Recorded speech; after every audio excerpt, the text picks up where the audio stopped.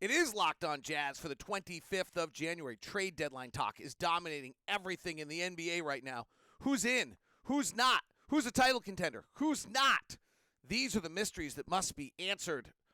Final 30-game push for a play-in or a playoff. Is that the right spot for the Utah Jazz, and what are they going to do? Late-game watching includes the Knicks, the Cavs, the Mavericks, the Wizards, the Celtics, and the Heat. An awesome night of NBA to look back at. It's all coming up on today's edition of Locked On Jazz. Pow.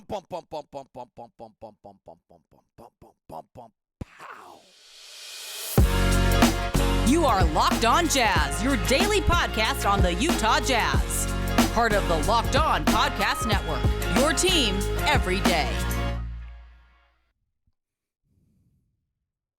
How are you? I'm David Locke, radio voice of the Utah Jazz, Jazz NBA insider. This is Locked On Jazz, your daily podcast on the Utah Jazz. Giving you insight, expertise, geeky numbers, and hopefully making it way better to be a Jazz fan each and every day. Thanks so very much for making Locked On Jazz your first listen of the day. We are free. We are available on all podcasting apps. We're also up on YouTube, so you can be a part of the community, chit-chat with everyone as the show is going on and see what other people are having to say as things progress through the program. A lot of questions to be asked today, like who's a title contender, who's not, who's a buyer, who's a seller, and where should the Jazz be in this process. This episode is brought to you by FanDuel Sportsbook, the official sportsbook of Locked On. Make every moment more. Visit FanDuel.com/LockedOn today to get started. So, spent a lot of basketball time yesterday. We're in Portland, and the conversations right now are just completely dominated by the trade deadline. Every conversation is about the trade deadline, what's happening, who's going to go where, what's going to take place. There's some really interesting aspects this time of year. One is there's deals that can get done now that can't get done at the end of the year, and there are because then players' contracts change.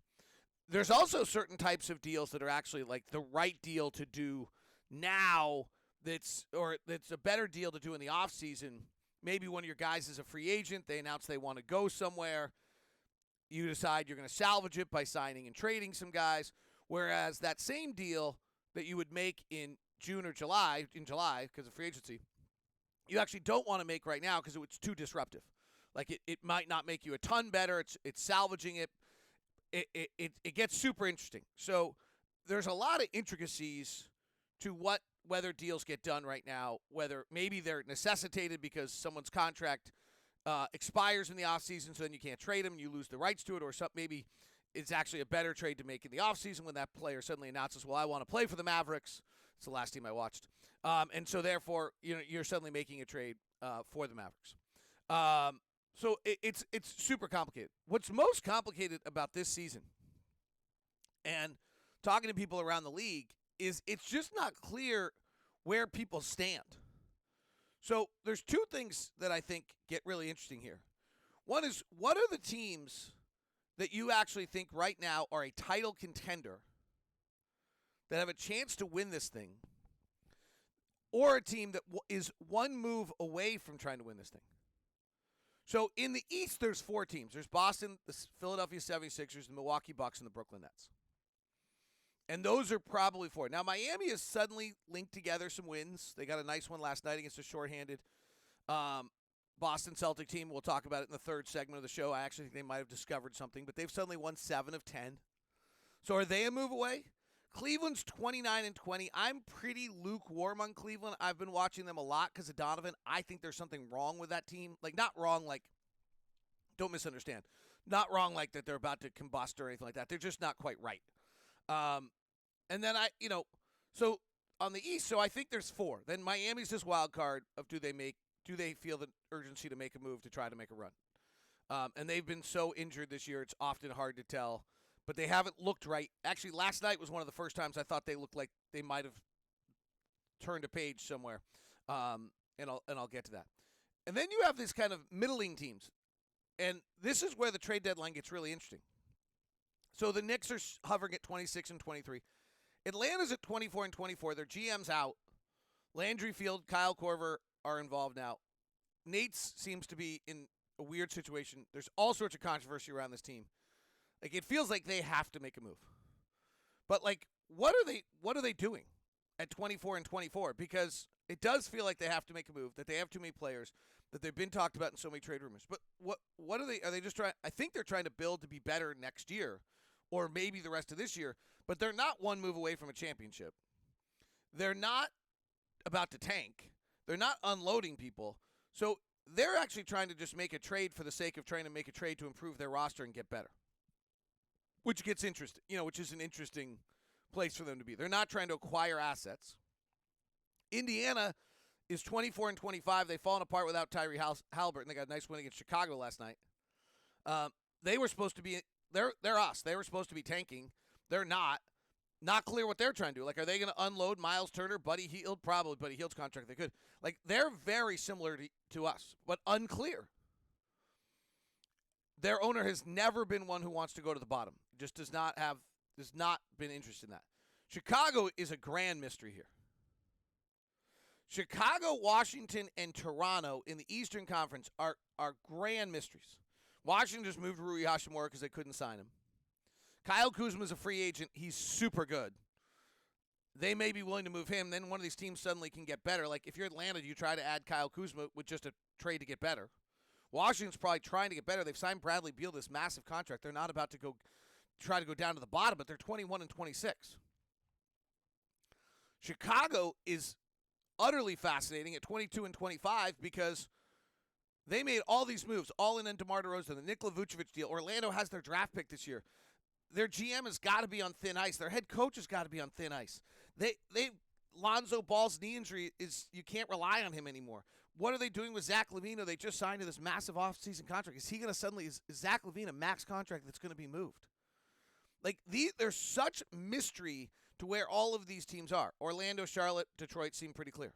You go to the West, like, who's a title contender? This is where it gets wild. And this is where, from a Jazz standpoint, you have to figure out what you want to do and how do you take advantage of the marketplace. Where are if you're the Jazz, I think and Indiana, frankly, you have this flexibility that you're trying to figure out, well, where is the moneyball aspect of this marketplace? Are there too many buyers? Are there too many sellers? How do I take advantage of being on one side or the other of this table? Because at 25 and 25, Indiana similarly, I have the flexibility to be able to probably play either side of the aisle right now. And if I can play either side of the aisle, how do I take advantage of that? And so what I'm trying to take you through here is this kind of analyzing who's where and what.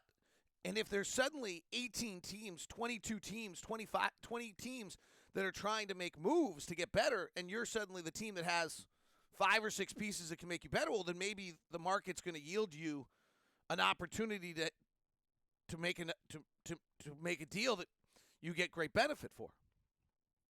If there's suddenly no buyers and you're the Utah Jazz and there's a bunch of sellers, well, then maybe actually, despite the fact it doesn't seem like what your timeline should have been, it's time to buy.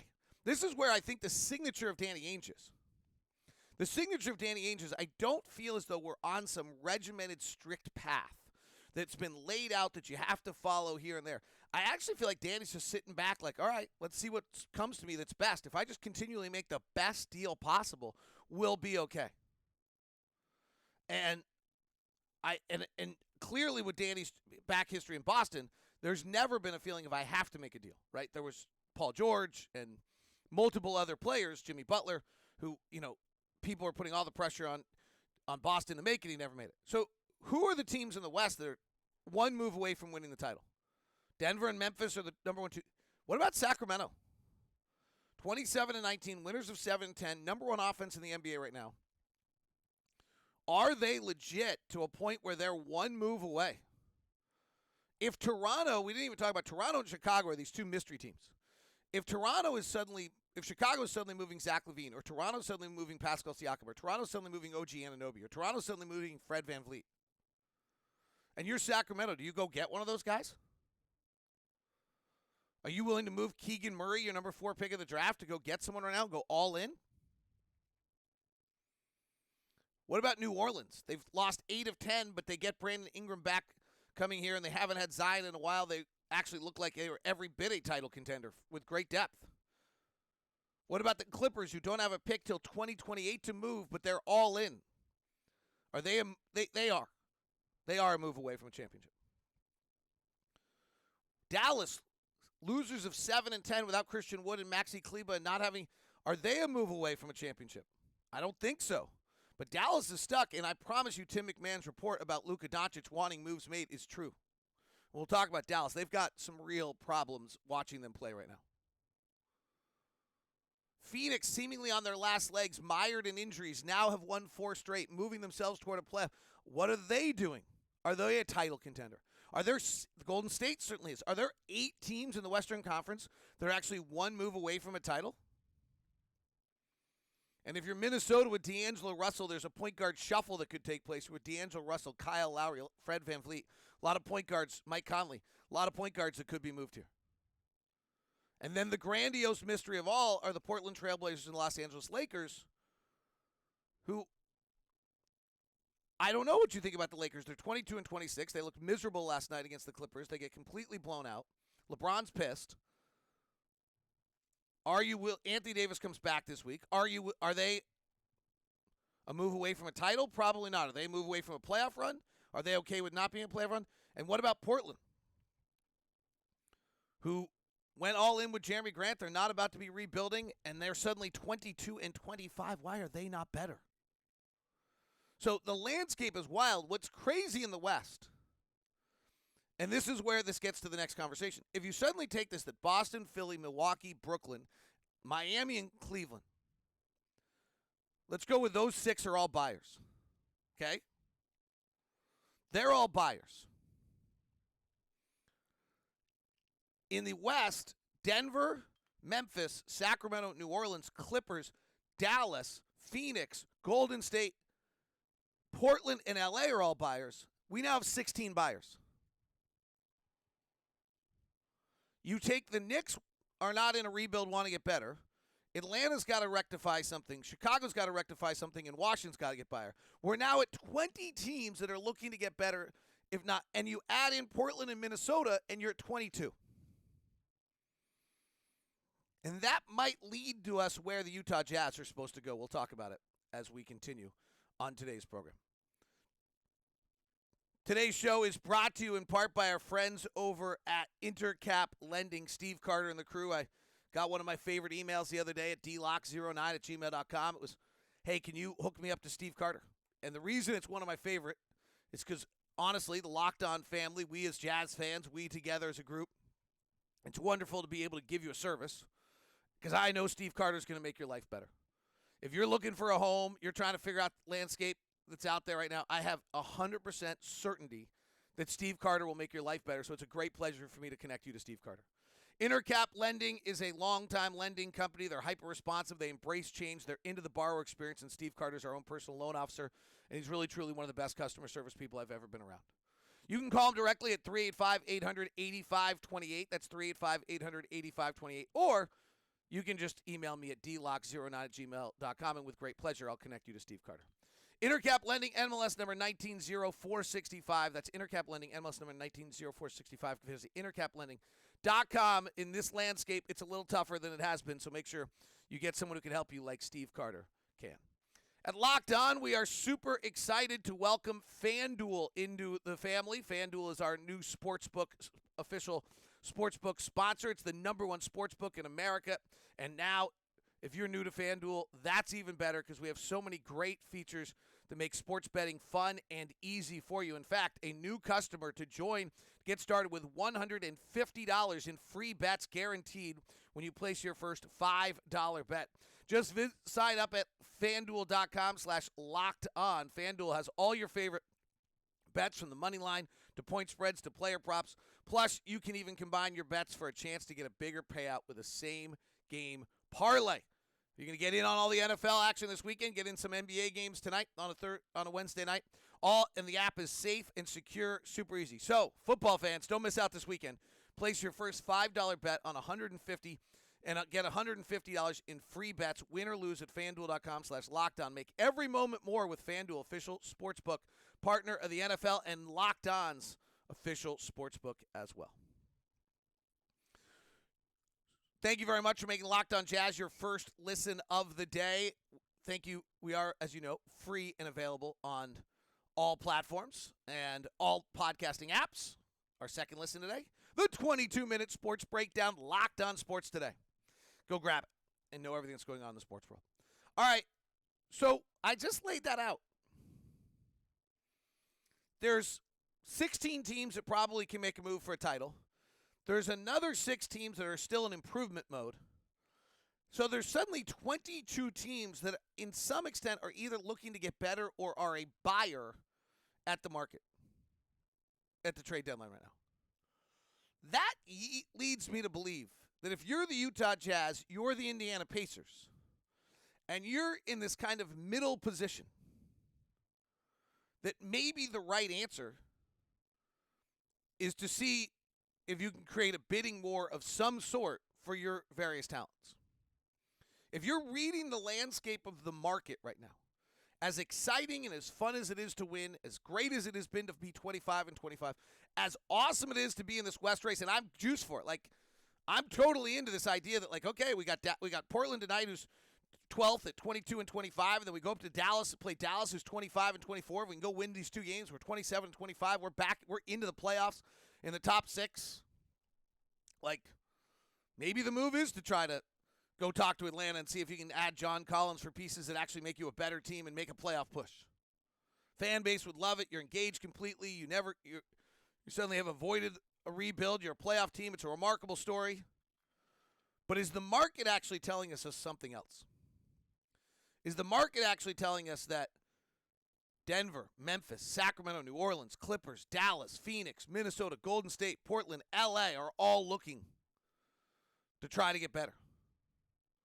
That Boston, Philly, Milwaukee, Brooklyn, Cleveland, Miami, Atlanta, New York, Chicago, Washington are all looking to make a move that helps them get better, that either that GM's trying to save his job or that head coach trying to save their job, or they can't, can Chicago really afford to, like, fall out of the play-in?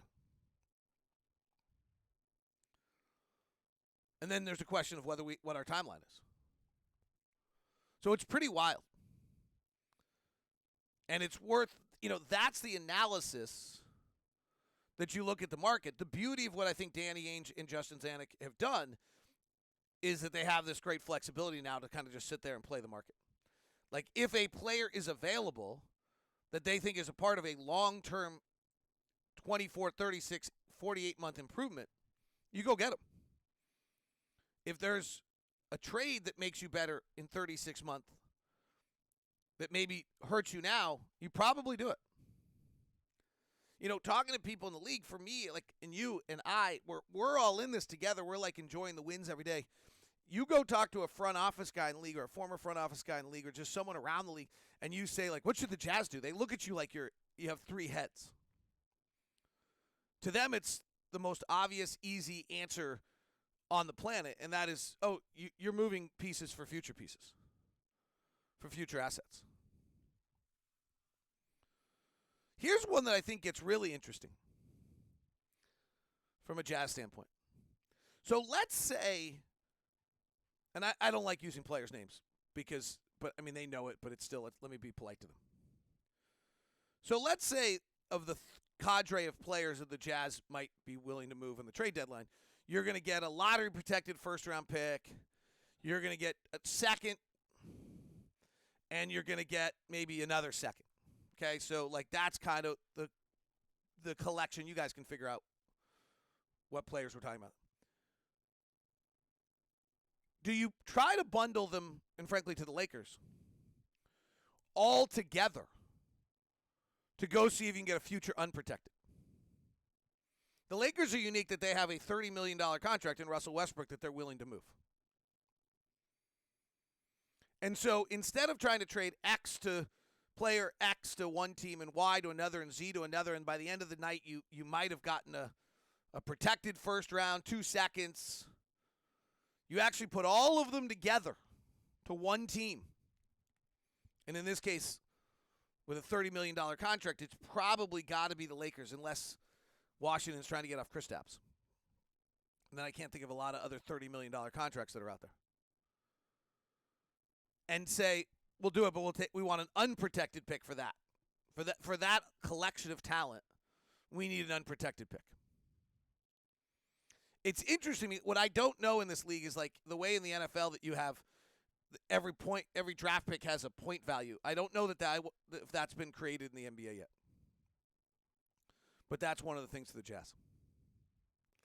The other question is from a developmental standpoint, how important is it for Lauri Markkanen to be a go-to guy on a team trying to make the playoffs? How important is it for Walker Kessler to play 30 and Ochai Agbaji to play 30 games left that matter? Or should they approach every game as though they matter anyway, regardless of whether you're in a playoff push and regardless of whether there's been a trade? It's all very complicated. It's all culture. It's all asset accumulation. It's all very complicated. The market does push the Jazz to the side of being a seller because there's more with the play-in and where things are right now. There's more buyer teams. Same thing for Indiana. Indiana and Utah are in very, very similar circumstances. Portland's a mystery to me. I cannot figure out why Portland's not better. I'm prepping for last night's game, and I'm looking at their roster and what they're doing, and Dame Lillard, Anthony Simons, Jeremy Grant, Jason Hart, Josh Hart, and Nurkic and Eubanks as their centers. I'm lost on why this team's not better. Really mystified, actually. They have not been good in close games. They take the best shots of any team in the NBA offensively. They take the 7th most amount of shots at the rim and the 9th most amount of threes. It comes out to be the number 1 location offense in the NBA. So they're taxing you offensively. Defensively, they're last in the league at protecting the rim. And they're last in the league in shot location defense. Like, it's crazy to have those two things being separate. They're the 7th best team at denying threes and the 2nd best team in the league at denying above the break threes, which I'm not sure you actually want to be. But they are 30th in the league. They allow 39% of shots at the rim. I've never seen a team that is the number 1 location offensive shooting team and 30th in the league in defensive shooting location. That is just a bizarre combination because one would yield you to believe that analytically you really believe that that matters. And then the other would yield you to believe that analytically you don't think it matters.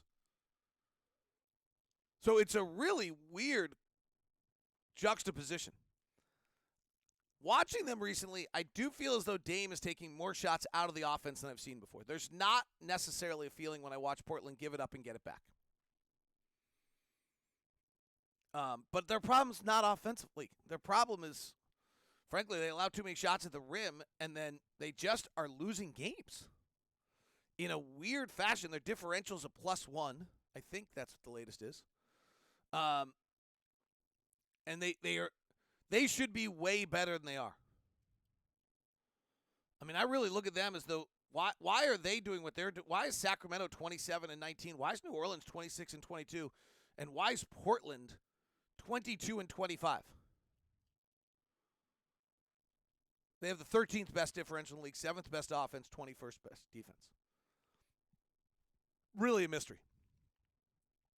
With personnel that are all really quite good. That is kind of my mystery question I'm trying to get answered today. Why is Portland not better? And I'm not sure there's a great answer to it, frankly. All right, late game watch last night was fascinating. Knicks, Cavaliers. Donovan really struggled late. Boston versus Miami.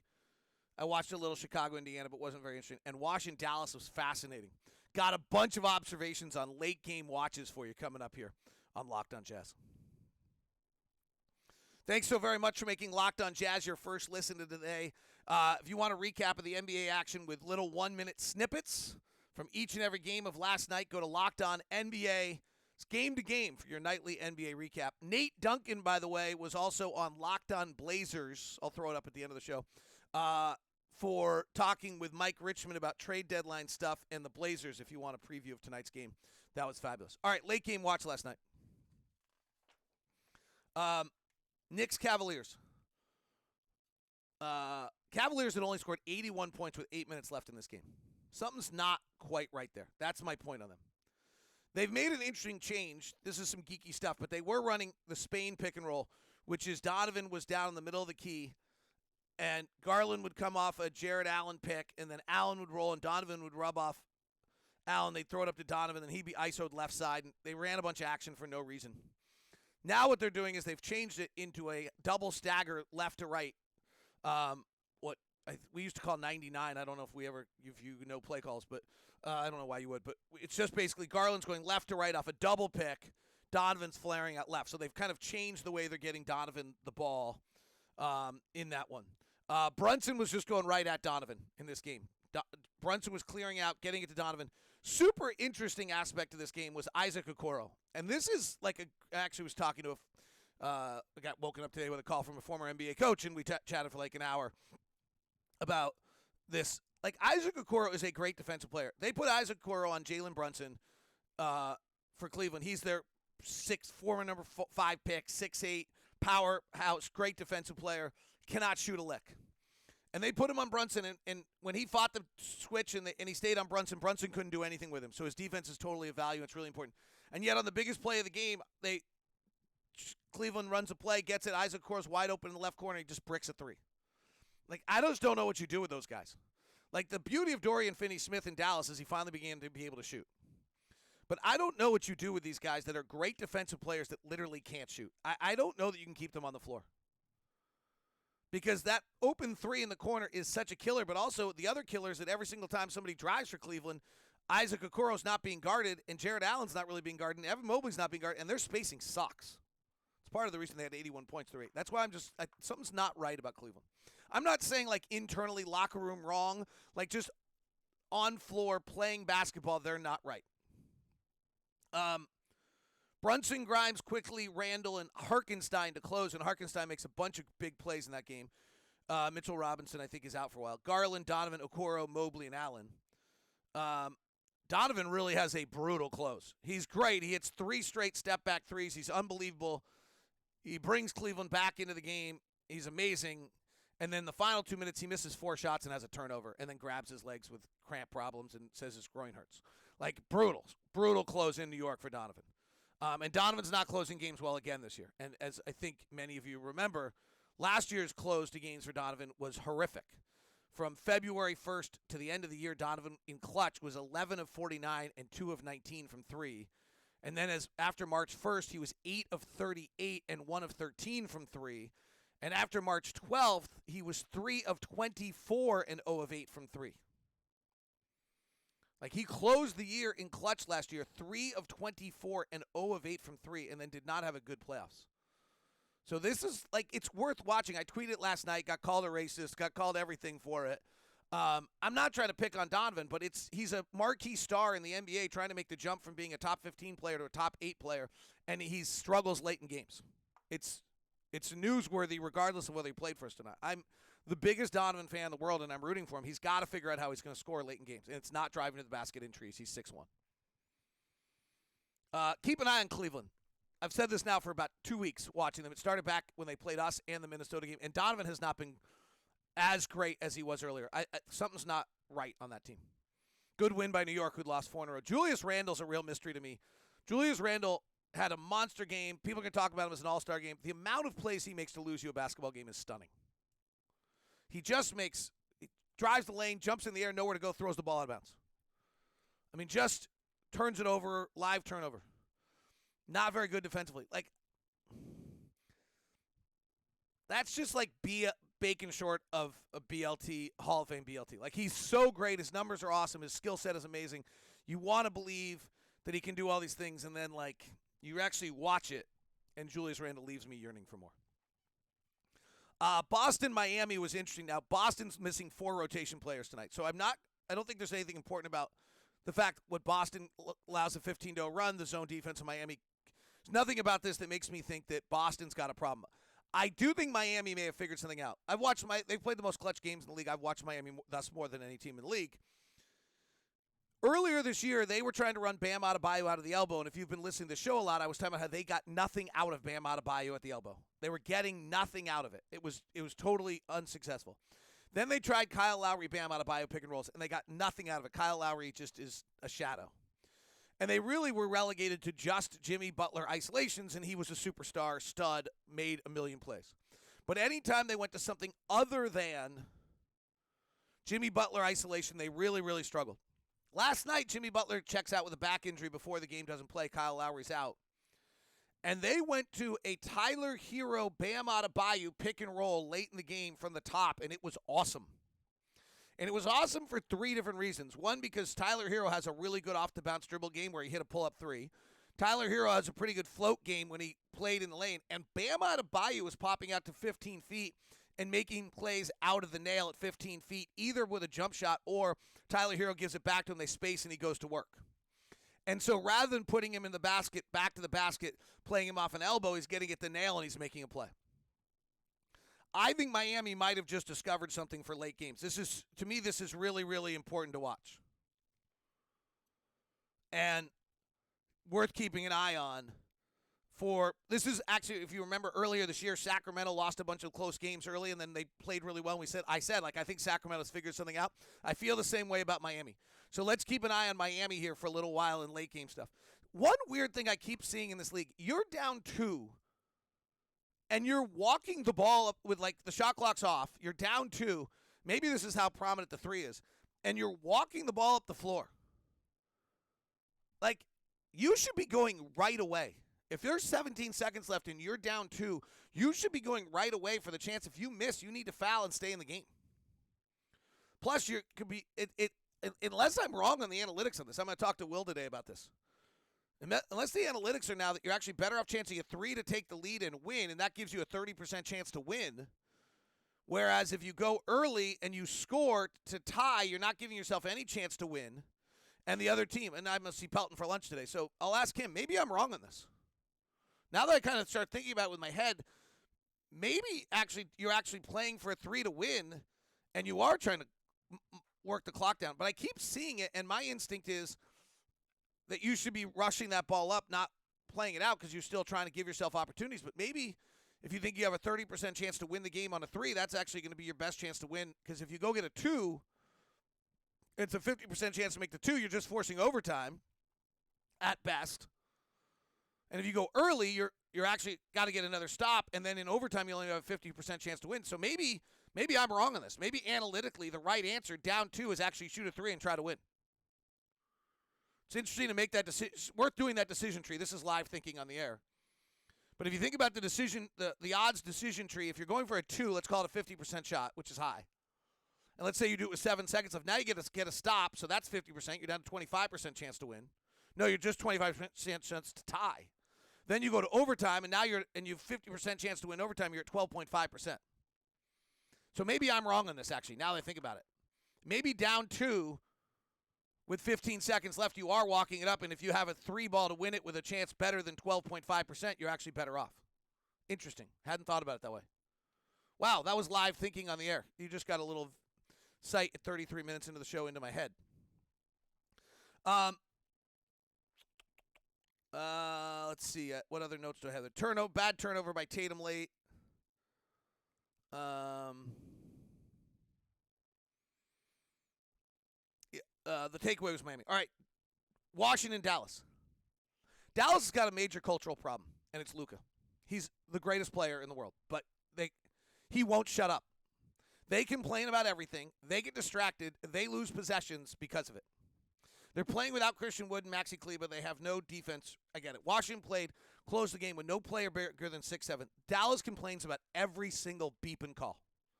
And most of them aren't wrong. They complain about a call, whether it's right or wrong, and they're incessant about it. They actually look miserable out there because they're complaining every second. A little bit like we were last year. Dwight Powell was playing a one-man zone defensively. Super interesting defense. Because they're going at Luka and his defense is bad again, and Bradley Beal was smoking him, and so was Kyle Kuzma, they actually just put Dwight Powell in the middle of the lane as a one-man defense, and then the way you used to in the old school double team, if they had whoever was Washington had 2 guys on the wing on this side, they just had Spencer Dinwiddie guarding both of them, and someone would have to rotate out. Probably Powell would have to rotate out, but in the meantime, they were just putting Powell in the middle of the lane to deny the one-on-one drive. I think this is actually the right defense. Probably more people should play it. Jazz did a little bit with Rudy. We should do it with Walker. It's the right late-game defense. It's a really good setup there, and I'm sure other people are doing it. It was really evident last night. Dallas has got another major problem. Luka doesn't want to run at all under any circumstance, but yet Luka's getting double-teamed every single time he comes across half court, and he gives the ball up, and they swing it around, and then Luka can't make a play. Like, Luka made plays, but they're only in early transition. The minute you get into a half-court set, someone's running a second guy at Luka, he's giving up. If you don't, he'll score every time. He's so great. I thought Wes Unseld did some really good coaching, like little subtle coaching things late in the game. Washington's up 3 with about 35, 40 seconds left. They don't double Luka. It's the one possession they don't double Luka. He goes and gets a 2. Washington's still up 1. You go double, you're going to give up a wide-open 3 for the tie. I thought that was a really good late-game coaching move. 16 seconds left. Bradley Beal has the ball. They force the ball out of his hands. They get Luka on the switch. They kind of bring a soft double, and he promptly turns it over. Luka misses one of the 2 free throws. It's so funny. My brain is such a mess. I literally wrote final play. Oh, interesting. Dallas inbounded to Luka. The whole final play was to Luka to get it. They're going to double-team him and then bounce it right back to Spencer Dinwiddie. The first time they ran it, ball gets kicked out of bounds. Second time they run it, they just turn it over. It was an interesting play idea that you're going to inbound to Luka, immediately get the double-team, give it right back to Dinwiddie, who inbounded, but their spacing was so bad and they couldn't get the pass there that they actually got it knocked out. Washington knocked it off twice, and Washington wins in Dallas last night. It's not great. No Kristaps Porzingis, no Daniel Gafford fouled out, no Christian Wood, not Max Kleber. That's a bad loss by Dallas. But Dallas is incessant in their complaining. One play interesting to keep an eye on for the future. Dallas finally moved Luka to the nail, which means Luka's coming off the ball, catching at the nail, and then he can conduct, and if they double-team him there, it's better for their offense. The problem on that is that Luka has to start without the ball, and Luka doesn't like to start without the ball. So there's a lot of interesting stuff going on in Dallas. That was one of the most interesting late-game watches of the season. I hope you enjoyed that breakdown. I know it's not all Jazz, but hopefully you enjoyed it. Thanks for the show today. Thanks for being a part of us, being a part of Locked On Jazz and being Jazz Nation. It is Locked On Podcast Network, your team every day.